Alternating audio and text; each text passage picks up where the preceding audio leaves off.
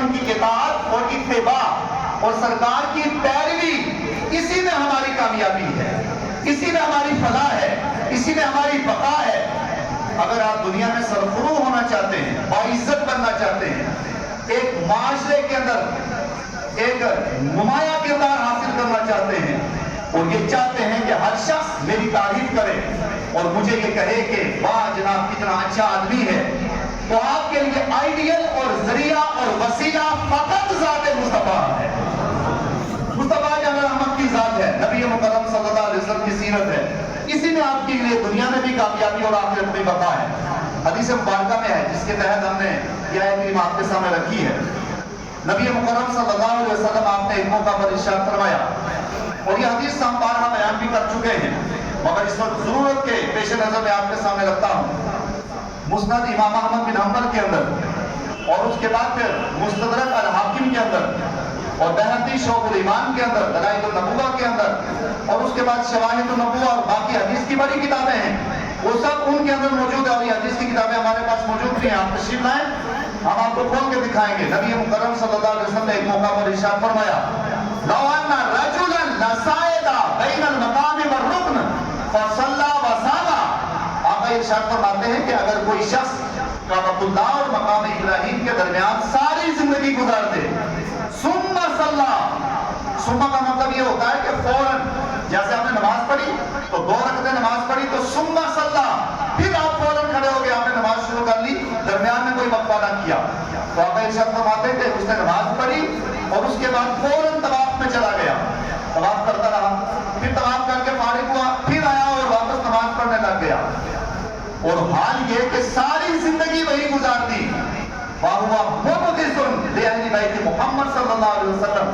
آپ ارشاد فرماتے ہیں کہ ساری چیزیں اس کے اندر موجود ہیں، مگر میری آل کا تذکرہ اسے اچھا نہیں لگتا، برا لگتا ہے، تو آپ ارشاد فرماتے ہیں دخل النار، ساری زندگی اگر مقام ابراہیم اور کعبۃ اللہ میں گزار دے تو تب بھی ٹھکانہ سوائے دوزخ کے باقی کوئی نہیں بن سکتا۔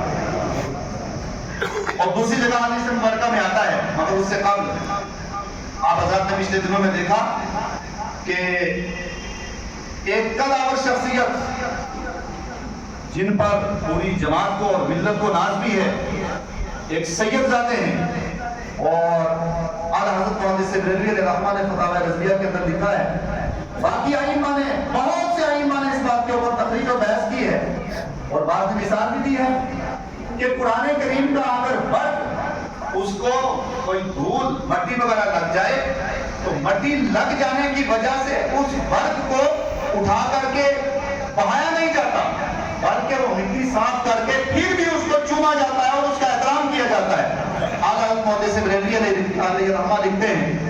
کہ سید جب تک اس سے کفر سرزد نہ ہو، یعنی وہ حد کفر کافر نہ ہو، تو جب تک حد کفر تک نہ پہنچے، یہ خاندان کا سلسلہ رہتا ہے کہ سادات کرام پر اللہ کا ایک خصوصی کرم رہتا ہے کہ باقی ادھر ادھر کافی سلسلے بن جاتے ہیں، لیکن یہ خاندان وہ ہے کہ جس کے اوپر پورا اثر آل کا رہتا ہے اور مولا کائنات کا رہتا ہے، امام حسن و امام حسین کا اور خاندان کا اثر رہتا ہے کہ خاندان اس سلسلے کو بھٹکنے سے محفوظ رکھتا ہے، گمراہی سے محفوظ رکھتا ہے۔ اعلیٰ حضرت لکھتے ہیں کہ اگر سید سے کوئی جملہ سرزد بھی ہو جائے تو ایسی صورت میں بھی، چاہے وہ گناہگاری کیوں نہ ہو، وہ فاسقی کیوں نہ ہو، وہ فاجری کیوں نہ ہو، یا زندگی میں کوئی بھی اس سے عمل کوئی سرزد کیوں نہ ہو، تب بھی امت کے لیے فرض ہے کہ امت اس کی تعظیم کرے، سادات کی تعظیم کرنا امت کے اوپر واجب ہے۔ کیا ہے بولے ہیں؟ واجب ہے۔ اب مجھے اور آپ کو کس نے ٹھیکیدار بنا دیا؟ ہم کون سے ٹھیکیدار بنے؟ جناب اٹھے جس کو چاہے اٹھا کے کر دیا، وہ کافر ہو گیا، یہ مرتد ہو گیا، وہ گمراہ ہو گیا، وہ بددین ہو گیا، وہ یہ ہو گیا، وہ ہو گیا، وہ ہو گیا۔ جب تک انسان زندہ رہتا ہے، اور یہ حقیقت ہے، جب تک انسان زندہ رہتا ہے تب تک تو کوئی دم نہیں رکھتا کہ سامنے آ کر کے بات کریں،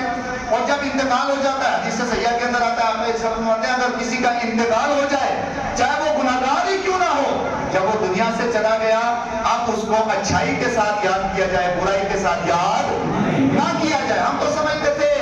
کہ یزید اور یزیدیت وہی کربلا تک رہی اور وہی ختم ہو گئی، لیکن آج حالات دیکھ کر کے ایسا لگتا ہے کہ یزید کے بھی بڑے باپ موجود ہیں، وہ یہ ثابت کرنا چاہتے ہیں کہ یزید بھی ہمارا بیٹا تھا اور ہم اس کے باپ ہیں۔ آقا کریم صلی اللہ علیہ وسلم نے واضح جملوں میں ارشاد فرما دیا किया। आका इरशाद फरमाते हैं कि जो मेरी आल से बुग़्ज़ रखेगा, ये बुग़्ज़ नहीं तो क्या है, ये मुनाफ़िक़त नहीं तो क्या है, ये ताअस्सुब नहीं तो क्या है, ये हसद नहीं तो क्या है, ये अहले बैत के अतराफ़ से जलन नहीं तो और क्या है। आका इरशाद फरमाते हैं जो मेरी आल से बुग़्ज़ रखेगा, जब तक जिंदा रहेगा, जब मरेगा, आका इरशाद फरमाते हैं वो मुसलमान होकर नहीं मरेगा।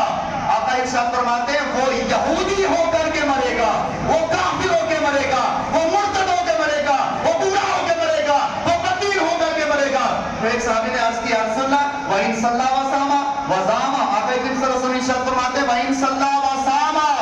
सुनो, इस बात को कान खोल के सुने और ये लोग भी सुने, अपनी आखिरत को बर्बाद ना करें। और वरना होगा क्या, मेरे आका इरशाद फरमाते हैं वो नमाज भी पढ़ता रहे, वो रोजा भी रखता रहे। आगे आका ने जुमले का इजाफा किया और इरशाद फरमाया वज़ामा अन्नहु मुस्लिमून।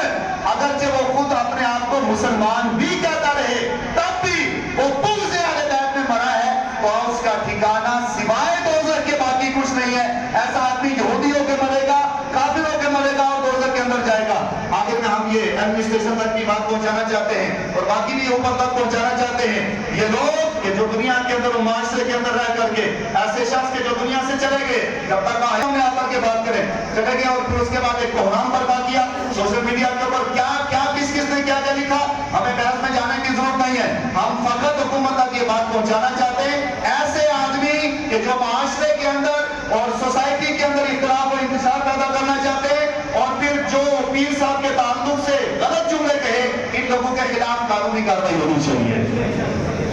बोलो